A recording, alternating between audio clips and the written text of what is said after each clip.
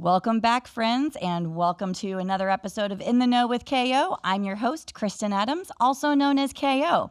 Grab a cup of whatever makes you happy, and let's get in the know.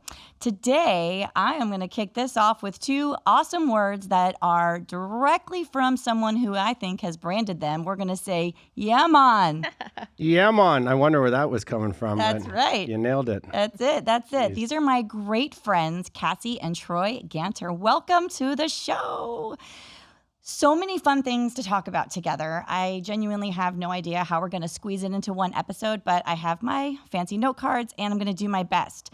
Reason I wanted to bring you guys on the show is because to me, you guys really embody resilience, faith, and partnership, both in life and business. And for as many years as I've known you guys, which are you ready to figure out how many years really quick? I was thinking. Go ahead. So Yeah. Dylan just turned 25. He's our oldest. And Crazy. I remember we first met you guys through mutual friends. Dylan was 9, turning 10. Oh my goodness. So there you go. Wow. I mean, I want to say it was 4th of July. That was our 4th of July was always a fun time with Yeah. our friend group, that's for sure. And, we always had a good time. But that's one thing I remember, that regardless of where you guys were in your lives, personally, professionally, whatever, you were always genuine to other people. You were always good to others and love your kids and family fiercely, which to me makes you very relatable, right? All the other stuff just kind of layers in. So I've always admired your journey, and again, I am genuinely clueless about how we're going to fit it all into the show, but let's start with what I think is probably the easiest part to talk about, your love and partnership. How long have you been married? It'll be 19 years in January. Oh my gosh, that's awesome, you guys. Congratulations. I don't think every person can relate to everything, but what would you say is your secret sauce in your marriage? I know what it is. What do you can go first. Well, communication, right? That's usually what people always say first. I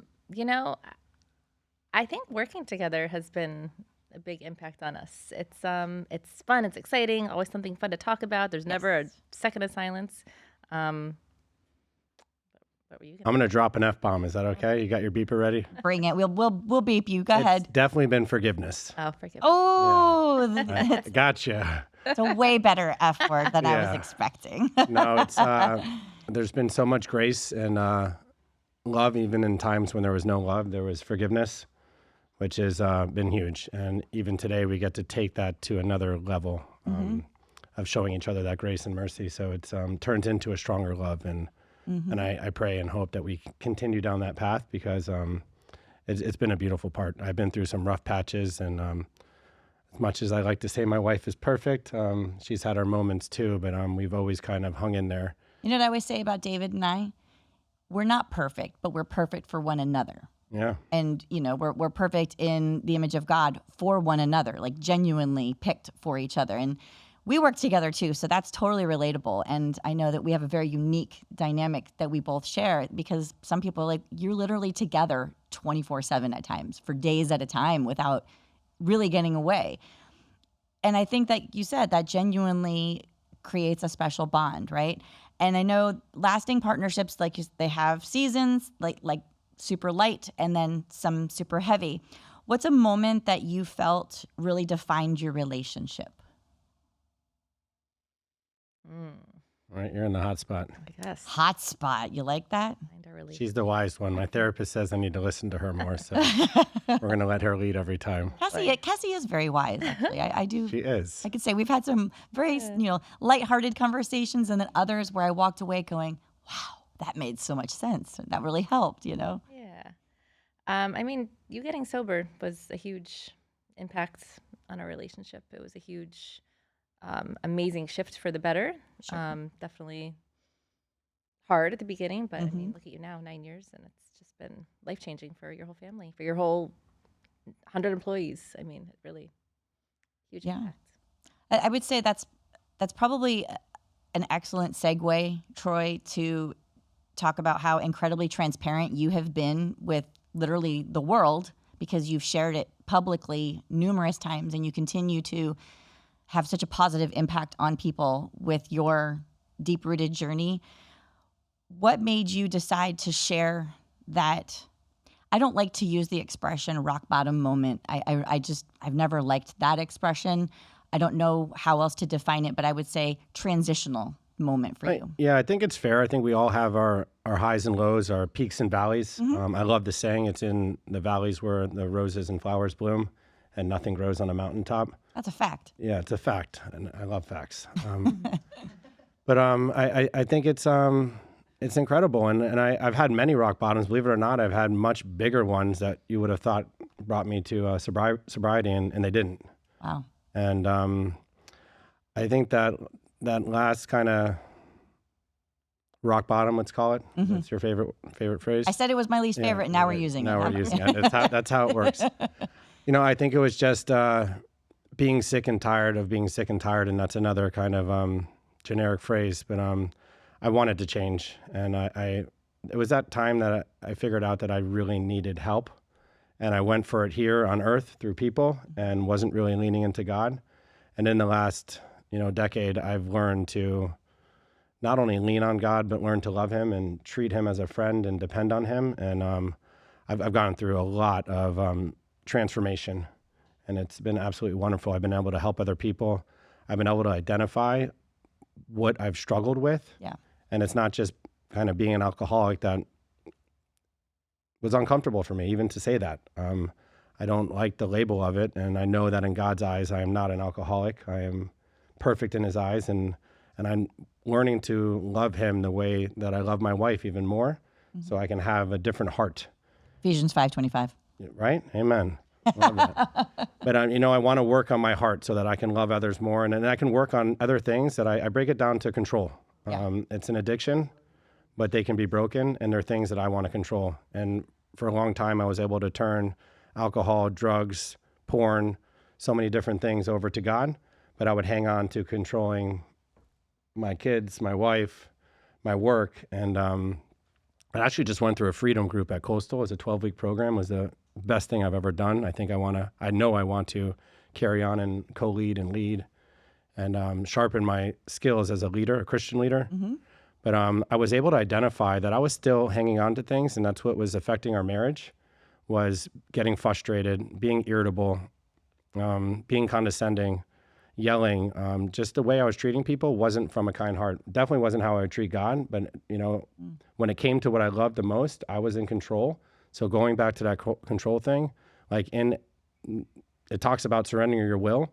How can you surrender your will to somebody that you don't fully trust? True. So I gave him a little bit, and I was like, I got the rest. Give it all. Yeah, give it all. And it's hard. It's kind of like a daily reprieve. So, I'm learning to ask for forgiveness daily. I'm learning, thank God. Her saying is kill him with kindness. And when you said that earlier, she has that kind heart, and she's so considerate and thoughtful. She lives it. She does. I mean, that's a testimony.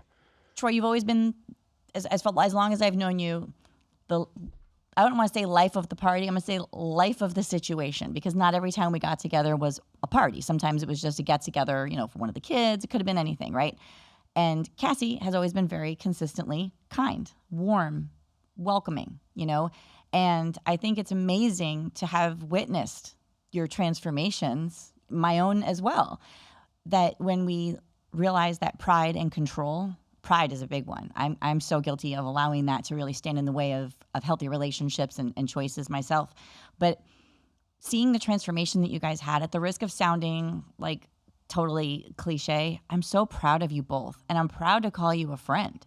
And I'm proud to see what you guys share, not just with your own family, but with the people in your circles. Because like I said, what's the point of being blessed and having gifts if you don't share them? That's, holding on to them doesn't help anybody. And I feel that transformation that we make, right, as Christians, as brothers and sisters, it's to make ourselves better so that we're stronger and better for our family, but also to help just that one other person out there that might need it. That makes it worth it, right? And I think to see that witnessing happen and to use the platform that you have in such a positive way is tremendous. And I've taken a lot of lessons from that. And I've actually let down some of my own guards to be more vulnerable and share that, because I used to think vulnerability was weakness. Yeah, that's how we were raised. Right. We were totally raised that way. I think you're right. No because therapy. Yeah, no therapy. That's for losers. Yeah. That we're not sick. We're not psychotic. We don't have problems. I don't need to share my business with others. Yeah. Right, exactly. And the reality is, when you share it, you have so many other people going, oh my gosh, me too. Yeah. Thank you so much for sharing that. I've had that struggle, or someone who I care about's having that struggle. And that's why I really commend you, both of you, for stepping out in the community, for sharing that, and for just wrapping your arms around people that need it.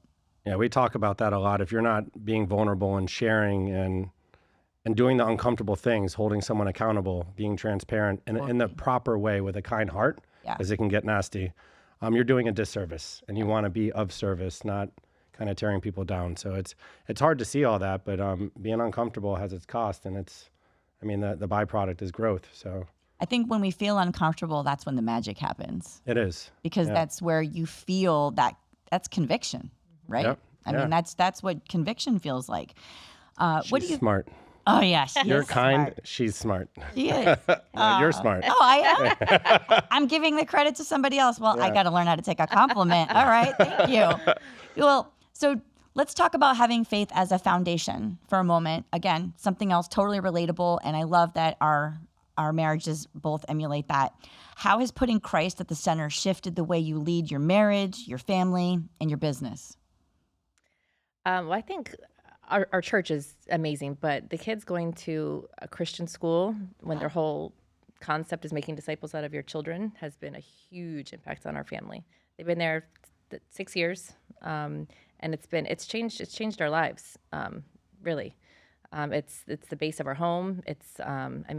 This morning TJ was reading his Bible before school. It's beautiful, and There is nothing better than seeing our kids getting into the Word and turning that way. Yeah. Nothing. There's nothing greater. You're right. And I think that I feel that has set a huge foundation for our family, starting with that school. Yeah.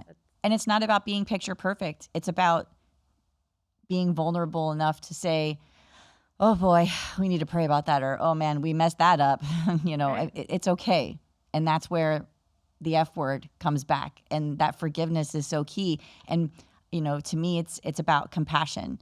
A lot of compassion comes from empathy, right? But a lot of it also comes from what we're willing to allow others to know about us. And it may not necessarily be empathy. It's about what are we willing to share? What are we willing to show? And I know for me, I used to bottle stuff up all the time. And then I would be like a ticking time bomb. And all of a sudden I blow up at David. And he's like, what in the world? Like, are you nut? Like, seriously, Kristen? And then it's this whole big, huge fight that could have been avoided by simply saying, I'm having a hard time because of this or this. Or I didn't really love what you said this morning. My feelings were hurt. Like, it could so easily be avoided, right? Yeah. Yeah. I struggle with that. It's human nature. So many I think we people all do. in some format. But you guys bring it to work too. Sorry, I didn't mean to cut you it's short. okay. But you guys even bring it to business, and I think that to me is tremendous. We do the same. Yeah. Yeah, it was to give some shout outs. It's the Calvary Christian Academy where our boys attend, and Coastal Community Church. They both have great churches. They're church of churches, but they've really helped us forge and seek a strong relationship, a friendship, like a true friendship and a desire to know God better or Jesus better. And it's been beautiful. And it has helped us realize the things you mentioned before, that pride and the fear and the expectations. Like, it's like not okay to have expectations of other, but we want to show up in life and be expectant of God, that he is going to show up in our lives and guide us. But then you got to leave it alone. So be expectant in him and leave it there. Don't then take it back. And my will is, okay, this is what I want you to do, God. So it's powerful. Unconditional. Yeah. Got to be unconditional. No matter what, you got to leave it there. And it's been so huge. Like, our boys play football, and it's turned into wanting to be recruited and wanting to go to other schools because they seek what the world offers, the money, the fame, the highlights. And now they've had opportunities to go places, and they want to stay where they're at. I've had a 15-year-old tell me his dream came true to go play at a bigger school. Wow. Right? And he told me, I don't want to lose the path that I'm in walking with Christ. Wow. 15. Just this year, his younger brother confessed that he's changed and matured thanks to his older brother in God. And that these are testimonies. And the game of football is much more than a pigskin or what the cleats on the field. It's turned into discipleship and that iron sharpens iron mentality. Every game they pray with the other team. Wow. And lives are saved, literally. And that's what they're playing for. And we get an email from the coach, and we don't agree with the coaches. Geez, we probably have more conversations about what the coach could have done better. Sure. But we admire his discipline for raising young men and disciples that are going to go out into the world, and football is not going to get them to heaven. It's bigger than football. It's way bigger. And we want to have both. We enjoy watching them play football, and we love that it offers them this discipline and structure. And now they're seeking it. Like TJ wants to go in the fire academy because he's craving that structure. And you know what? Just like in our restaurant industry, he can bring these godly principles and the truth in scripture to the fire academy, just like our industry, that people are struggling with addiction, with drugs and alcohol and not being good enough, right, and marital problems. And TJ can kind of be a shining light because of what he's learned. So no matter where he goes, both our boys in life, they're going to have this foundation that didn't come from us. Right. You know, Calvary and our church has changed our family. And so I believe it's important to know God, to know where your kids are at, to know the fellowship, who are they interacting with, because it is who you're hanging out with. And are they seeking? So those interactions are what keep us accountable. Yeah. Right? Accountable to God, accountable to ourselves, and then accountable to one another. And we attend Town Center Church. We partner up actually sometimes with Coastal and Calvary. Pastor Jerry Sander is awesome. Shout out PJ. We have a very similar environment that we are really excited and proud to be raising our children in. And you're right, it goes beyond those academics and extracurriculars. It's taking those skills and planting those seeds, because that's what we are called to do. And I think that you guys emulating that as parents is so refreshing and so exciting. And I love that we're sharing that. It's kind of the meat and potatoes about what I wanted to bring you on the show about. I mean, you've got some really great stories as a married couple and business entrepreneurs and community leaders, but I think it's important to talk about the core of that and how we made it that far, because Dave and I are literally very parallel to you guys. I haven't shared as much out there, but I can assure you it is very much lined up. And I think the spiritual practices and advice that you give to others, because you're walking the talk, to me, that's the authenticity. And that's where the rubber meets the road. I love it. Yeah. I mean, I remember your boys when they were so little. It still blows my mind when I see them, big, strong, muscular dudes out there just playing the game of football the way they are, but living lives the way they are.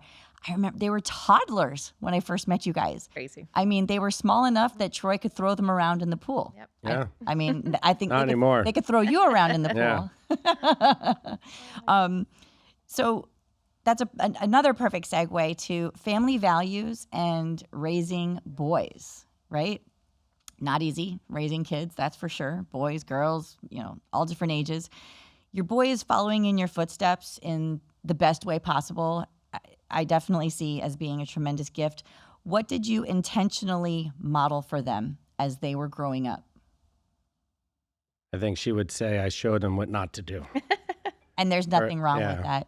And she's given me the grace. I'm leading on this one, sorry. Go for it, go for it. She's given me the grace, because she could have easily left me so many times. And I remember the days, I don't remember then, but I know now that she was in church praying for me and kind of really showing that passion and love and trust in God, that she didn't just abandon me or my family. And it's that kind of love and forgiveness that has really kind of helped me grow. Sure. And then kind of crave that. So I want what she has. And it's molded our life that we can be there for one another. And it's been a beautiful thing. So I thank you for that. Well done, Cassie. Yep. Well done. I can't say I'm surprised, because even before I saw your spiritual journey, like I said, knowing you as a friend and person, I'm not surprised that that was the role that you took. And when it comes to modeling that intentionally for our kids, I think that it's natural human instinct for parents to want better for our children, right? So please don't do what I did. Even if they try doing it anyway, we still want them to come back around full circle. Please don't make the same mistakes I made. Like, I'm a high school dropout that never went to college and somehow ended up actually being a teacher in schools. I remember, Yeah. I'll never forget, my parents were baffled by that. They were like, It's amazing. what? And then getting these great jobs in the hotel industry. I was a top hotel executive here in South Florida, and my dad's like, you can't even balance a checkbook. He's like, you don't even have a diploma. Like, who is giving you the keys to a $10 million building and saying, here, run it, do it? I'm like, I don't know, Dad. I obviously I did something right. I paid attention, and I did start at the bottom. My first job was parking cars. I was a valet, actually. All right. And, Where'd you valet? The Embassy Suites, Deerfield Beach. Nice. How about that? It was my very first job. I was Because at my Kai. Did you take quarters? It's okay to confess it. at the time, sure did. Boy, Sure did. And you know what?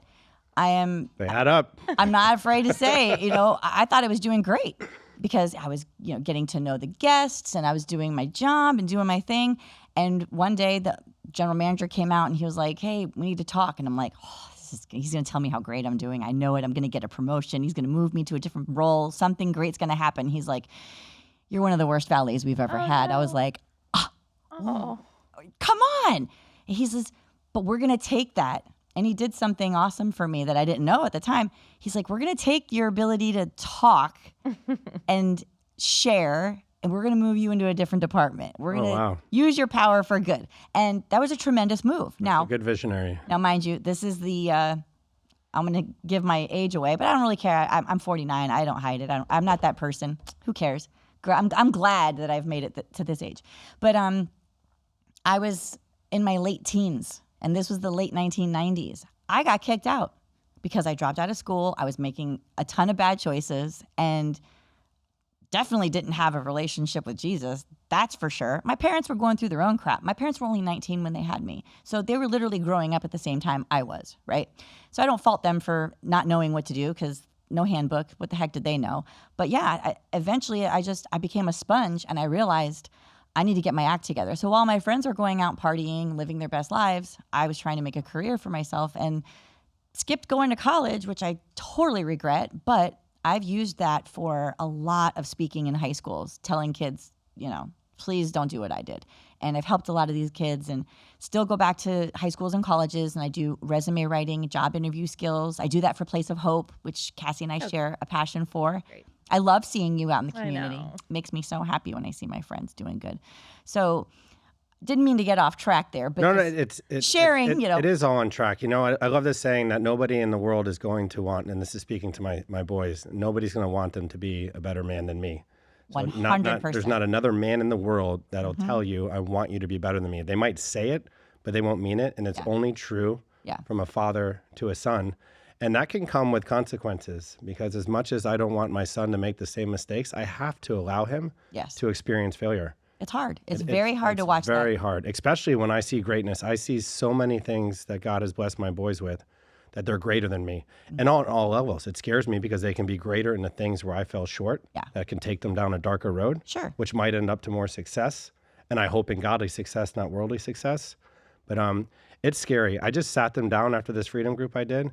And I've been writing this for the whole 12-week program. And I was patient and disciplined to wait to the end to really ask them for forgiveness for all the bad words that I've spoke over them, the negative things that I said, the labels that I put on them, the actions, the cursing, the yelling, the frustration. And it was so relieving to know that, that was just me acting out. It wasn't how I love them. It's not how God loves them. And it was so powerful to be able to sit down. And that's where I realized that even though I'd been forgiven, even though I knew God, I didn't have that love and relationship, that respect. Right. The relationship is the game changer. And I can relate to that. Also, I grew up in a family of Brooklyn Italians who... Oh, me too. We've both been kicked out of school, and our parents are from Brooklyn. High five. Wow. And look at us now. Right. Living the dream. Literally living the dream. Couldn't ask for anything better in my life. Having... Maybe you are perfect. Right. I'm looking over here. Far from it. You're smart. No, listen, I don't need to be seen by you in that way. I'm totally good with that, and I agree. I will put that spotlight right on Cassie. She's awesome that way, and it speaks volumes. I always say, to our kids, show me your friends, and I'll show you your future. And I've seen your circle of friends change dramatically over the years, and you know what? So is mine. But you know what I'm excited about? You're still in it. Hey, that's awesome, and I love seeing the business and community impact. your multiple businesses that you guys have is awesome. What is it like running a business as a couple? I always like asking other couples that do this. Between David and I, we have 5 different companies. So I appreciate what you guys do also, because you're all over the place. You don't just have one singular role. So what's it like running a business as a couple? It's so fun. Yeah. It's fun. Obviously, there's ups and downs, but for the most part, I love it. There's nothing else I'd rather be doing. I love it. And especially in a restaurant. I mean, it's every day's different. You don't know what to expect. And don't you have a sushi roll named after you? Of course. And it's called the Cassie roll. The Cassie roll. And you can make it sassy now. And now you can make the Cassie roll sassy. I love it. Okay. I wanted to make sure I said it correctly. And for those of you wondering if you're here in South Florida or you're visiting South Florida, I'm going to give a huge shout out to everyone's favorite sushi place, Papa's Raw Bar in Lighthouse Point. Okay. And we also have Wontons now, connected with the Cove Brewery. That's two right. Two of my favorite places to go. I send people there all the time. We're friends with the Hartofelis family and the Jackson family and the Welchels. Yeah. Actually, Great people. The former mayor of Boca Raton, Susan Welchel, we all loved her so very much. She was instrumental actually in helping Dylan get into Don Estridge, which I felt was such a springboard step for him to doing so well in high school and beyond. But I think she was one of the first dancers for the Boca's Ballroom Battle. She absolutely was. Oh, we're going to come back to that. Don't think we're going to skate over that one. But what I want to talk about is the involvement that you guys have in the community. As I mentioned, I love seeing Cassie at events that we both share a passion for, like Place of Hope and supporting George Snow and so many others. I admire that, and I just want to ask, why is giving back such a non-negotiable for your family? It is. It's part of my dad's legacy is being of service and helping others, and we've always done it to almost a fault, that we give more than we can afford. So it's something that we're trying to. If we're not good stewards with our time and our money, then we can't give properly. Yep. And I love what tithing's about. We almost use tithing now. We do use tithing now as a measurement to how we're running our business. If we can't afford to tithe, and we should be tithing first, then that kind of tells us that our P&L is out of line, out of whack. We're either giving too much, we're spending too much, we're being frivolous with our money. So that really kind of hones things in. And we like to give, like Pelagic Nights is one of our big things, thanks to Tony D and Pelagic family. We host a fundraiser once a month where we're doing a roundup all month. We pick a local charity that's dear to us. 4 of them stay the same. I think it's like South Florida Down Syndrome. We do Sir Optimus, which is helping other women. Yes. Racing for Cancer, Mission Fishing. But there's some great ones that George Snow, that we're constantly supporting. And it's part of us that to help and to truly serve and to get the community involved. It's what a better way to. It's like church. Yeah. Somebody said that you're almost like a church at Papa's, because we try to bring the kingdom there. We try to create a healthy environment where people can come and grow and sharpen one another, and that when people come there, they don't come for great food, which is what we're supposed to be serving, but they come because we make them feel good. Absolutely. And those customers in turn make us feel good. There's a reason why 90-something% of our customers are amazing. Yeah. No, I agree with 99. If you're listening, it's 99.9%. There's always that little 1% of a person. Yeah. So, okay, Troy, we got to talk about the Boca Ballroom Battle. This is something that I've always loved. Actually, before we bought our house where we're living now, we used to live across the street from Tim Snow. Yeah. So got to know him on a different level. But I also had a brief stint where I was not working in the hotel business, and I worked for the Boca Raton Chamber of Commerce. And I was fortunate enough to be on staff the year that they launched the Boca Ballroom Battle. So I actually remember the lineup of the original dancers, including, like you said, Mayor Susan Welchel at the time. And the experience is incredible to watch from the sidelines. And I got to tell you, I know we're not supposed to be jealous of others, but I'm always so secretly jealous of everybody that gets to participate, because I don't know if you guys remember, I loved dancing, with line dancing. You want to dance next year? I was gonna say, you need to do it. Okay, I would love to. I don't know if next year's my year, but it's something All right. that it's always like a thing that I've always because I truly believe in what they do. And when my mom passed away, I spent 5 years honoring her legacy by supporting students in high schools that needed a leg up to get to college. And I wasn't looking for the kids that were on the honor roll. I was looking for the kids that made a difference in the lives of others because my mom was really good at that. And I think there's something to be said about honoring those who have passed on. The best way to do that and keep them a part of your everyday is in the community, right? And finding the good in others that they brought out of others as well. So the George Snow Scholarship Foundation puts on this Boca Ballroom Battle, which if you've seen Dancing with the Stars, that's literally what the Boca Ballroom Battle is like right here in South Florida. And it's gotten so huge. I am so excited to see how it's grown from almost $1.8 million we raised this year. I was just going to say, It's only 6 months. Let's give a big reveal though for Troy specifically. Okay. How much did you personally raise for the George Snow Scholarship Fund? I don't want to take the credit. It wasn't me. It's all the people that come into our restaurant, that attend church, and the fellowship that we have. It was, I think, about $160,000. What? Yep. And I didn't have a lot of the big donors. Celsius stepped up. I know they've been trying to get them for a long time, and they're a global company now, so it's huge that they kind of stepped up and helped out. American Van Lines. I've had some smaller sponsors, but I mean, some of these people are writing $50,000, $100,000 checks. And you're right. It's not about you as a singular person, but you were definitely chosen to help to spread that awareness and to raise funds. And whether it was, kids doing a lemonade stand earning $50 or somebody offering $50,000, it all adds up. I went into it not thinking what I could raise. I went into it, and I think that's part of the reason why they picked me is for my leadership skills and my vulnerability. And I went in there hoping to motivate everybody that we're going to crush whatever record was out there. I love it. And we're going to do it as a team. Yeah. And whatever I do might not come in a dividend of money, but it's going to pay dividends by pushing everybody out of their comfort zone and getting out on social media, asking questions where they're uncomfortable. And you've done a tremendous job of that. If I remember correctly, a few years back, didn't you run for office in your community? I did.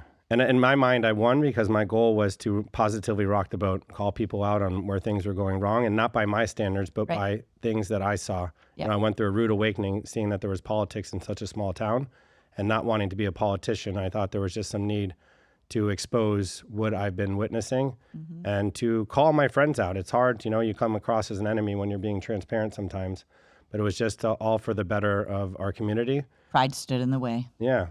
Yep, and you realize you don't need a title to be of service. You just need, an open heart and open ears. And Cassie, you were almost the first lady. Almost. Blessing in disguise. She is. I'm still the Commodore. I hold the longest stint of being a Commodore. I don't have a boat. I have more tattoos than any Commodore known to man. And the Lighthouse Point Yacht Club. She has been, awesome. She has been Miss Commodorable. Yes. Oh, that's awesome. What's really cool?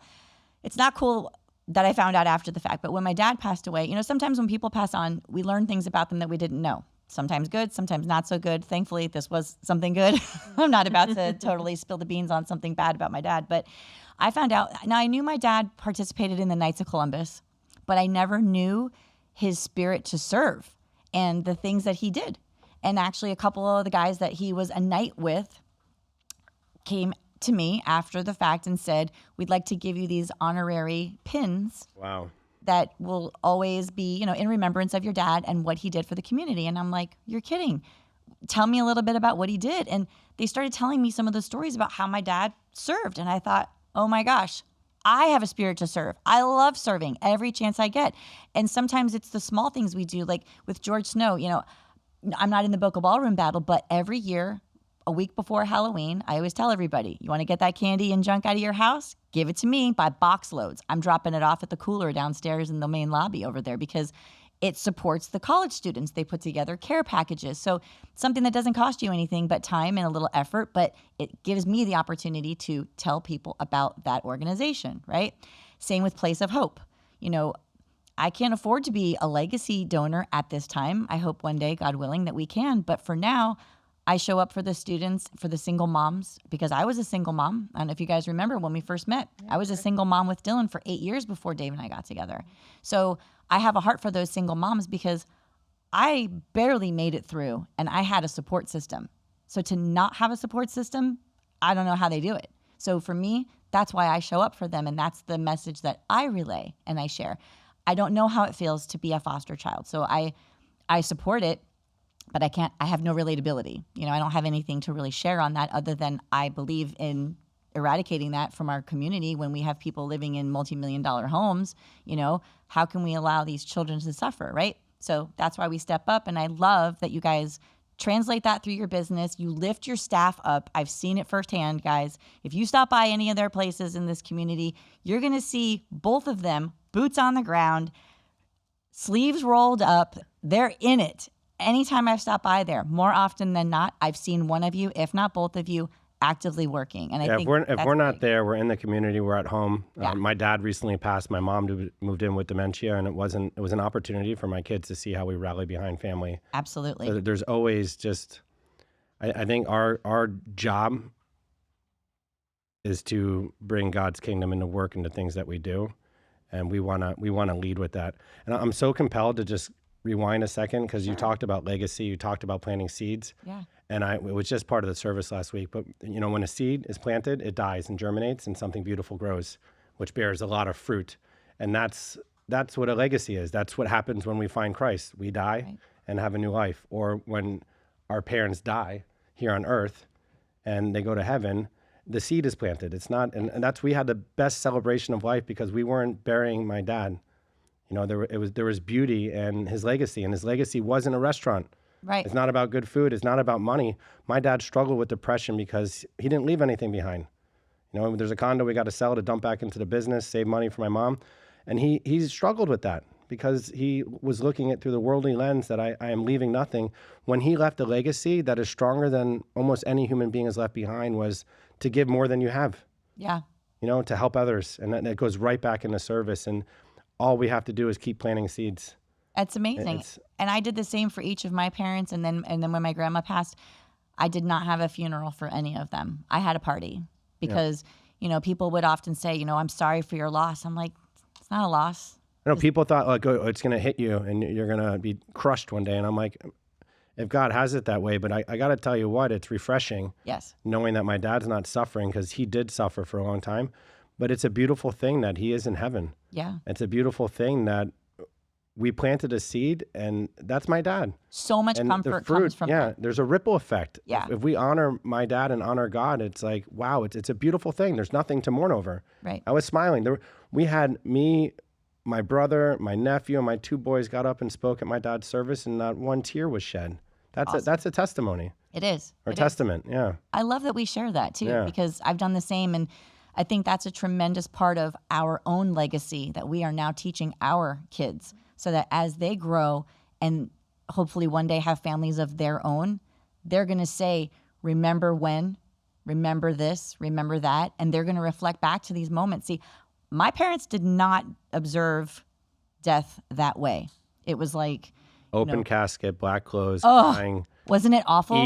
Eat. To this day, I still can't stand the smell of lilies for that exact reason, because it just takes me right back to bad lighting. And you're right, open casket, and you're, as a young kid, you're just like, oh my gosh, what do I do? What do I say? It put fear in death. Quite frankly, there was nothing godly about it. No. And it's sad to say that because that wasn't what the message was trying to be. But yeah. We wore bright colors, and a lot of people are like, "Oh, like you're not wearing black." We're like, "We're celebrating." Totally. I feel like it changed the tone. There was a revival. 10 families came to church the next day. Yeah. How phenomenal is that? Yeah. Families, not even individuals. Yeah. Families, guys. Yeah. That's my dad's party. The theme was Tommy Bahama. Yeah. The theme. Same here, because my dad was an islander. Yeah. Was, what do you wear? Wear something that represents the islands. Hence the expression, yeah, man. Yeah, man. I mean, no one says it better than you. I totally butchered it. But I don't know. Every Jamaican makes fun of me. And don't say it in any other island. No. Well, for others who may feel stuck, broken, or unsure of their next step, I would encourage you to reach out to someone, reach out to any of the three of us sitting here. We would all welcome that. I mean, I can safely say that on their behalf. For Cassie and Troy, to my listeners, to our listeners, if they can walk away with one truth from this episode, what do y'all want that to be?